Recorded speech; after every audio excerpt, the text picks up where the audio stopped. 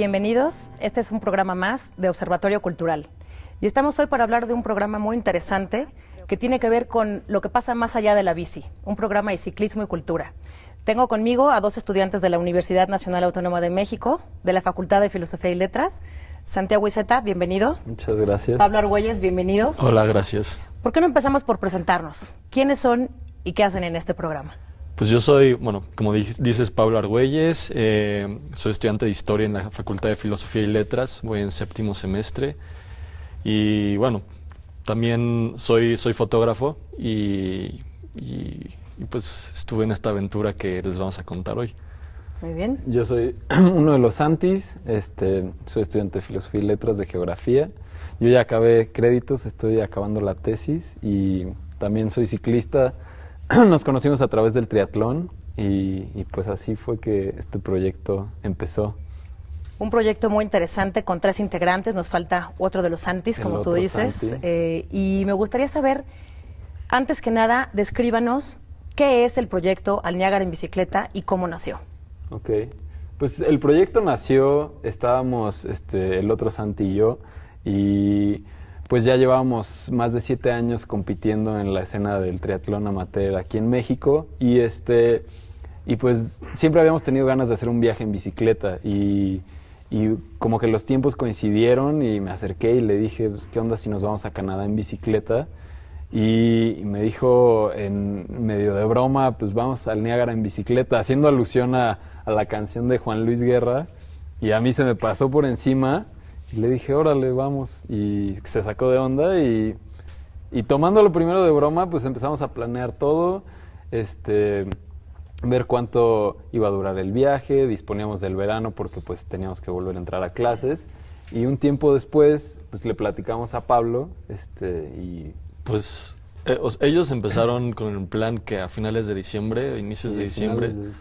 Y un día llegó Santi, el otro Santi, y me dijo, nos vamos a ir al Niágara en bicicleta. Y desde el título del proyecto yo quedé fascinado por la canción y estuve como un mes pensando en la aventura que iban a ellos dos a hacer. Y yo, como estudio historia y soy fotógrafo, decía, esto se tiene que documentar, especialmente por el momento en el que estamos viviendo ahorita, histórico en Norteamérica, en México, Estados Unidos, Canadá. Entonces yo en mi mente tenía estas imágenes de ellos dos rodando por las planicies tejanas y después por los bosques de Illinois o algo así, y dije, pues los voy a acompañar. Entonces les propuse que yo los acompañara manejando un coche, mientras ellos rodaban, yo tomando fotos, videos, visitando todos los lugares por los que pasábamos para darle una dimensión cultural, histórica, geográfica, social al proyecto. Entonces ellos me dijeron, vente, y así empezó. O sea que hay proyectos que son de ciclismo absolutamente deportivos, competitivos, y ustedes decidieron hacer otro proyecto. Un proyecto que, como bien dices, Pablo, estuviera documentado, como buen historiador, ¿no? Lo dijiste, con fotografías, con texto. ¿Qué otra cosa tuvieron que hacer para formular el proyecto? Es decir, un proyecto así se toma con una decisión y luego con una estructura de muchas cosas. ¿Qué tuvieron que considerar para el proyecto? Pues cuando Pablo nos dijo que nos quería acompañar fue cuando pues nos cayó el 20 de que teníamos que pues organizar todo. Yo cuando le dije al otro Santi fue de, pues ahí vemos dónde dormimos y vemos qué comemos en estaciones de gasolina, ¿no? Y con Pablo fue de, bueno, vamos a planear la ruta, vamos, como dice Pablo, el momento político, ¿no? Un post-2016 muy... con un presidente Trump. Claro, muy caótico.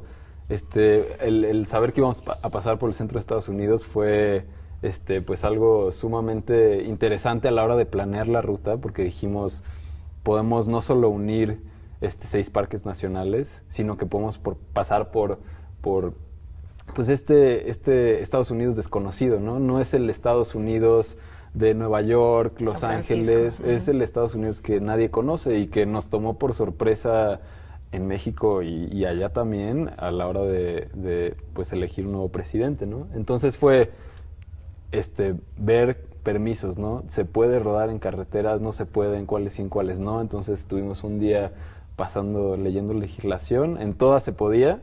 Entonces estábamos muy contentos. Y fue, por otro lado, el compromiso de ser estudiantes y deportistas. Entonces los tres sabíamos que teníamos que dejar pues clases, tesis, proyectos de investigación en los que estábamos participando listos, y al mismo tiempo hablar con nuestra entrenadora para pues darle seriedad al lado deportivo del proyecto. ¿Cómo se prepara un deportista para esto? Es decir, entiendo que hubo una parte operativa de pensar los permisos, la ruta, que no hemos hablado de ese tema, pero ahora nos interesará establecer los caminos, los puntos de fotografía que te interesaría tener como documento, y la parte deportiva, la parte nutricional. ¿Cómo se prepara un deportista?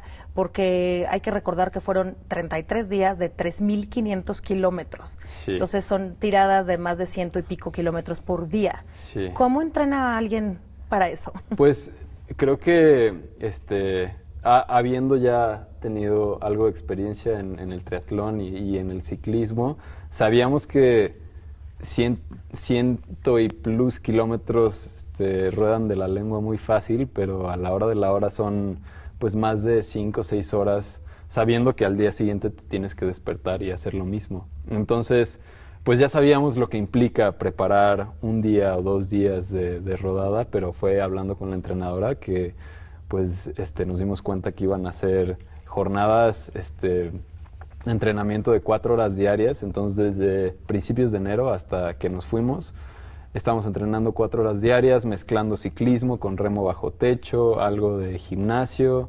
Entonces fue algo bastante serio, pero nada del otro mundo, ¿no? O sea, teníamos este compromiso desde un inicio, y creo que los tres sabíamos que lo que nos iba a poder tronar en el viaje no iba a ser la distancia, sino iba a ser el no estar mentalizados. Entonces creo que algo que compartimos los tres fue cada vez que nos íbamos a andar en bici, cada vez que nos juntábamos a platicar del proyecto, tratar de entrar en una mentalidad en la que pues estamos dispuestos a pues lidiar con cualquier cosa que se presente en el camino y estar emocionados, es un compromiso consciente de lo que estamos haciendo como amigos, como estudiantes, como deportistas. Una vez que terminaron o que tenían clara cómo iba a ser su entrenamiento deportivo, que tenían claras las rutas, que tenías claro un poco cuáles iban a ser tus documentos fotográficos, llegó el momento de armar el proyecto y tocar puertas, supongo. ¿Quién los ayudó? ¿En qué parte qué comunidad se acercó a ustedes? ¿Por qué les interesó sumarse? Pues yo creo que el primer círculo fue el círculo de los amigos, los conocidos y las familias que desde el primer momento nos apoyaron muchísimo, echándonos porras, presentándonos a personas que quizás nos podían ayudar económicamente. Y creo que ese fue el colchón a partir del cual fuimos empezando, tocando puertas, escalando escaleras, y después la verdad fue un poco natural como fue creciendo el proyecto, y después la UNAM nos ayudó muchísimo, sobre todo en los últimos meses con Deporte UNAM, que esa sí fue una plataforma para lanzar el mensaje, la red más allá del círculo de conocidos, amigos y familiares. Y ahí es donde tuvimos muchísima suerte porque muchísimos medios empezaron a interesar por el proyecto. El último mes, antes de irnos, que era mes de finales, de exámenes, de escribir trabajos, hacer tareas, ir a hacer entrevistas, que eso estaba muy padre. Fue una experiencia que ninguno de nosotros había vivido nunca y fue divertidísimo, pues, dar esas entrevistas y tomar fotos y que nos tomaran fotos. Y eso al final nos ayudó muchísimo, y entonces el día que nos fuimos sentíamos que teníamos todo una red de respaldo. Claro. Y como dice Pablo, nos ayudó muchísimo, no solo porque la gente se empezó a interesar en el proyecto, porque pudimos lanzar este mensaje, que esto no era un reto meramente deportivo, sino era tratar de mostrarle a las personas que se decidieran sumar al proyecto, pues lo que es cruzar Estados Unidos por el medio, como estudiantes con mente abierta, y que tratábamos de ir sin algún prejuicio. Y este apoyo de la comunidad universitaria, que Deporte UNAM publicaba en Facebook o en Instagram, y alguien nos decía que habíamos salido en la página de la UNAM, y luego hasta dentro del viaje, ¿no? En la noche nos poníamos a leer los comentarios, y era increíble estar leyendo Goyas, estar leyendo mensajes de apoyo de la comunidad y como dice Pablo, no solo de la comunidad universitaria, sino de las familias y amigos que nos apoyaron desde el principio. Y es cuando ustedes se dieron cuenta que un proyecto de 3 acaba siendo de toda una universidad y de toda una comunidad. Sí. Esta importancia de viajar, ustedes pedaleando y tú documentando, y que lleva toda una comunidad de expectativas y de compartir el esfuerzo que hacen ustedes, pero el que se suman todos los demás, debió haber sido una experiencia muy interesante. Nos vamos a ir a un corte y de regreso vamos a entrar de lleno en qué pasó día con día en esta aventura.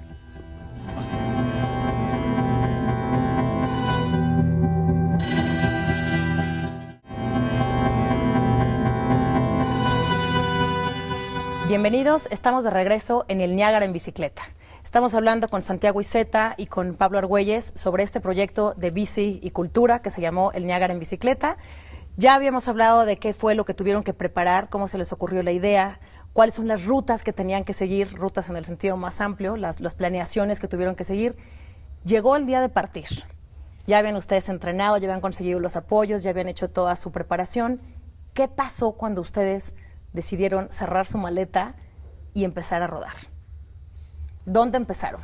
Empezamos en el aeropuerto de Nuevo Laredo, a 20 kilómetros de la frontera, y se sentía la vibra de que ya estábamos en la frontera. Nos bajamos del avión, hacía muchísimo calor, y después ellos empezaron a rodar y yo iba en un coche con un periodista de Nuevo Laredo que nos contactó y nos echó la mano dándonos aventón hasta la frontera. Sí. Y yo me acuerdo de que de repente me dice, ahí está el río Bravo. Yo nunca había visto el río Bravo y verlo fue muy simbólico. Y luego el momento de cruzarlo por el puente de México a Estados Unidos y ves el río y ves a la gente que vive al lado del río y niños pescando, jugando béisbol. Eso fue, creo que el momento en que yo pensé, ya estamos aquí, estamos cruzando de México a Estados Unidos, y en un segundo se te pasan miles de historias que has leído, de migrantes, de que para nosotros fue muy fácil cruzar realmente, pero para miles y miles de personas no lo es. Entonces creo que eso sí pesaba un poco. Para ti, cruzar en bici. Cruzar en bici, pues, como dice Pablo, entró en juego pues todo el simbolismo y las narrativas que hay detrás de un elemento físico en el espacio, ¿no? Y creo que es algo que vivimos a lo largo del viaje. Hablamos, a la hora de gestionar el proyecto, de un Estados Unidos desconocido, un Estados Unidos de desigualdades, de pobrezas, y te imaginas un monstruo, y creo que el río Bravo es un gran ejemplo de esto, ¿no? O sea, en la Ciudad de México, siempre que se habla de él, se habla de algo impenetrable, de un monstruo de 1000 cabezas que se come a la gente que intenta meterse a él o cruzarlo, y estar ahí y estar cruzando Estados Unidos, pues te das cuenta que el lugar es porque la gente lo hace, ¿no? Y nosotros viajar en bici nos dimos cuenta que pues el Estados Unidos no es algo que se te presenta y ahí está, sino es una interacción entre las personas, es diálogo entre nosotros como estudiantes o nosotros como mexicanos con personas que antes de ser republicanos pues son granjeros, son vaqueros, son abogados, taxistas, ¿no? Y creo que es algo que vivimos no solo a la hora del cruce de México, la frontera México-Estados Unidos, sino a lo largo del camino, por estar sobre la bicicleta o en un viaje como el que nos propusimos. ¿Y cómo recibieron en Estados Unidos a 2 ciclistas y un documentalista que iban como locos rodando por todo Estados Unidos? ¿Cuál es la sensación? ¿Cómo lo recibieron?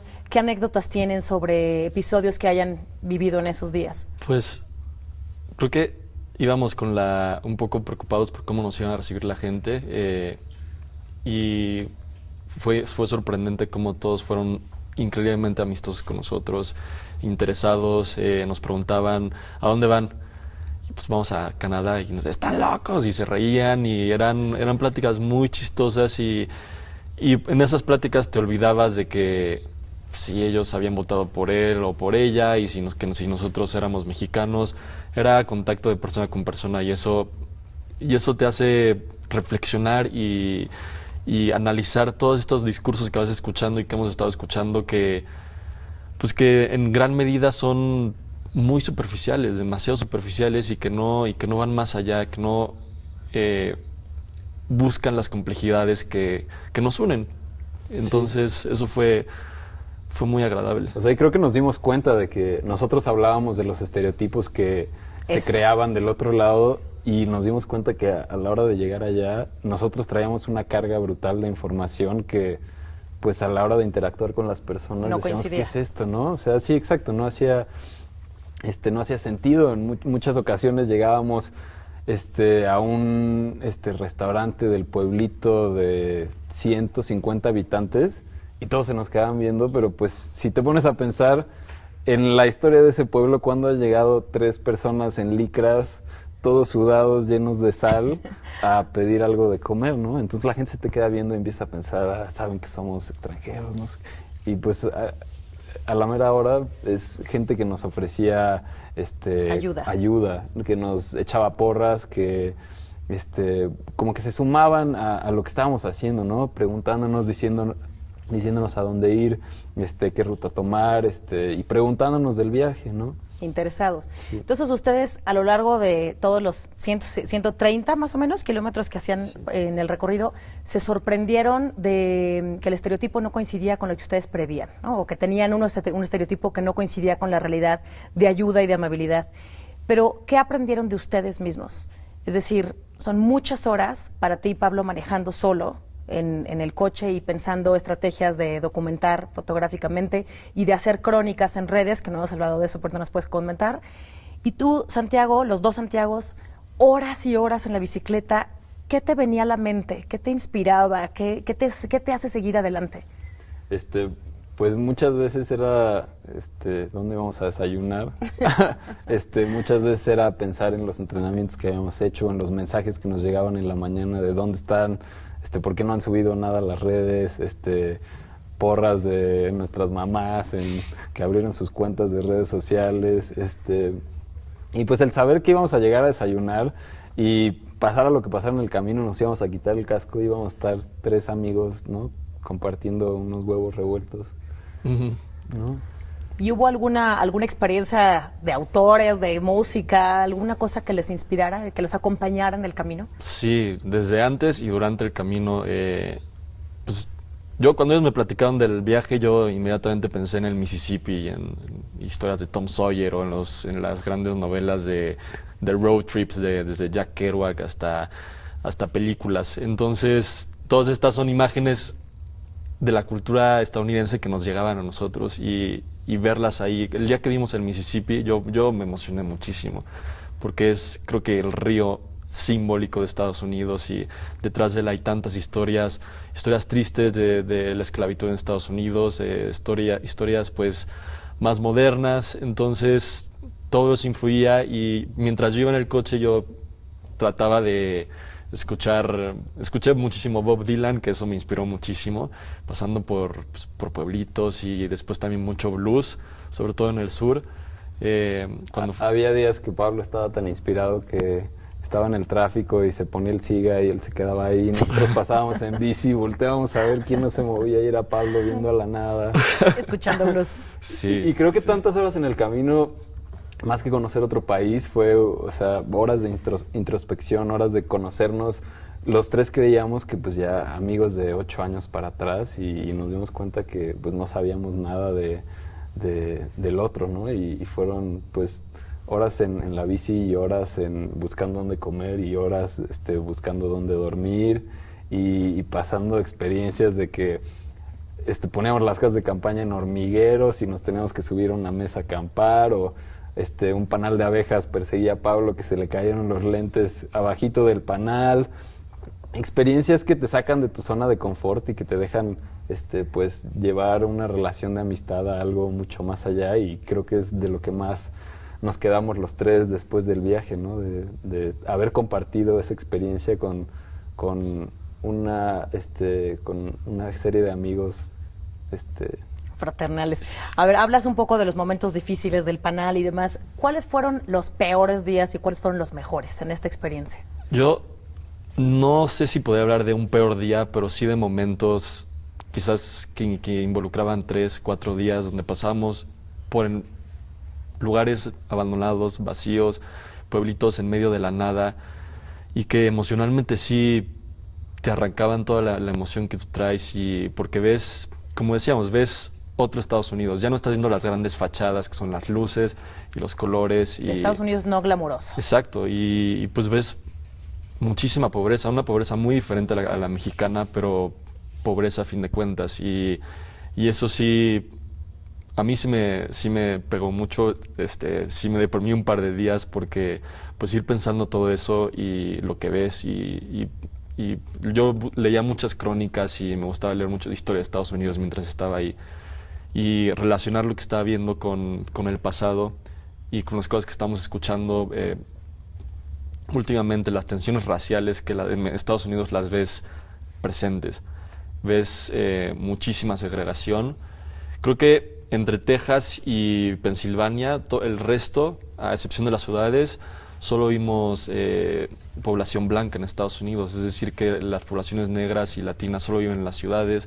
Entonces, eso ya te dice algo. Entonces, veo que tú podrías decir que tu conocimiento histórico y tu formación como universitario en la UNAM, en la Facultad de Filosofía, te ayudó a percibir de manera distinta este viaje. Muchísimo, muchísimo. Sí, te da una mirada crítica y pues las clases, justo el semestre pasado tuve clase de historia de Estados Unidos, entonces tenía súper fresco todo y pasaba por lugares donde ves iglesia tras iglesia tras iglesia tras iglesia y después tiendas de armas y tras tiendas de armas tras tiendas de armas y todo eso pues, sí es sorprendente porque en México no lo tenemos y todo tiene una razón de ser. Santiago, ¿tú sentiste que tu experiencia como estudiante de geografía aportó específicamente? Es decir, la bici y tus conocimientos en la Facultad de Filosofía se encontraron. Sí, creo que sí, como comparto con Pablo lo que dice de esta visión crítica, de todo el tiempo estar pensando en qué es lo que estamos viendo y de qué nos está hablando el paisaje que se presenta ante nosotros. Creo que un ejemplo muy, muy vivo para los tres fue ya llegando a Canadá, estábamos en la ciudad de Toronto, y Pablo se consiguió una bici y los tres estábamos moviéndonos en la ciudad en bici. Nos dimos cuenta que las calles tienen otro ritmo y la gente por ende lleva otro ritmo de vida cuando todos se mueven en bici o todos se mueven caminando o en transporte público. Y creo que esas son cosas que pues tal vez las puedes pasar por alto, pero el estar comparando varias ciudades, el tener el referente de la Ciudad de México y pues el haber estudiado geografía era algo que cuando llegamos me saltó un buen a los ojos y Pablo igual. ¿Cómo fue el último día de su viaje? ¿A qué sensaciones llegaron el último día de su viaje? Pues yo en lo personal, el día estaba diluviando, estábamos cerca de Buffalo, en Nueva York, amanecimos emocionados porque por fin íbamos a llegar a las cataratas, abrimos la cortina y está diluviando, entonces en ese momento yo pensé más como en la logística, de cómo vamos a llegar a las cataratas. Y tenemos que tomar fotos para los patrocinadores, para enseñarle a las personas que sumaron al proyecto que sí llegamos y estaba granizando. Y pues fue largo el día. Y ahí viene la clásica frase de los ciclistas donde o pedaleas o te caes, como en la vida, ¿no? Sí. Y entonces tuvieron que seguir pedaleando pues sí, y así llegaron a su meta. Así es, llegamos al Niágara, que llegamos media hora después de salir de donde habíamos pasado la noche. Esperamos en una cafetería a que bajara la lluvia, tratamos de secar el uniforme en el baño. Pablo tomó fotos y dijimos, íbamos a tener un día más de trayecto y dijimos, ya, este ha sido el día más duro, vámonos hasta Toronto. Y nos subimos a las bicis y llegamos a las 12 de la noche hasta Toronto. Antes de irnos, ¿qué aprendieron de este viaje? ¿Qué mensaje le darían a sus colegas, no solo de la Facultad de Filosofía y Letras, sino a toda la comunidad universitaria, en gente como ustedes que no tuvieron que dejar de lado los estudios para ser ciclistas ni para concluir 3.500 kilómetros? ¿Cuál es el mensaje que quisieran compartir con la comunidad? Yo que hay que salir a la calle y hay que platicar con las personas y hay que dejarse mucho de muchos prejuicios con los que yo me fui a Estados Unidos, regresé con muchos prejuicios destruidos. Claro. Y pues hay que atreverse y no hay que tener miedo a enfrentarse a los propios miedos. Santiago. Y a mí me gustaría compartir algo que hemos dicho Pablo, Santi y yo, que es lo único que se necesita es compromiso y ganas y dejar a un lado esta apatía y el conocimiento no solo está en las aulas, aunque es muy importante, sino es salir a la calle y salir de tu zona de confort. ¿La palabra que más significó para ti durante todo el camino es? Hermandad. ¿La palabra que más significó para ti? También, amigos. Amigos, hermandad, bici. Ujú. Qué bien, pues no me queda más que felicitarlos, decirles que es un orgullo para la UNAM, lo digo porque soy de esa misma facultad. Así que me enorgullece muchísimo que hayan podido lograr esto. Es un mensaje de que sí se puede y es un mensaje también de la utilidad del conocimiento en la vida cotidiana, más allá de las aulas, como bien dice Santiago. Sé que hay un documental por ahí esperándolos, sé que hay un montón de tirajes en foto, en video, que usaste drones y algunos asuntos tecnológicos para esto, entonces estaremos esperando una segunda etapa de Al Niágara en bicicleta. Sí, claro. Así es, muchas ¿De gracias. acuerdo? por Y tenerme. bueno, extrañamos a Santiago. Dinos un segundito, ¿quién es el otro Santiago? El otro Santiago es el famoso sevillano, estudia la maestría en matemáticas en el IMAS y es el más fuerte de los tres. O sea Pero que no fue sé. de Ciencias y Humanidades. Así es. Pues muy bien, felicidades de nuevo al Niágara en bicicleta y este fue un programa más de Observatorio Cultural.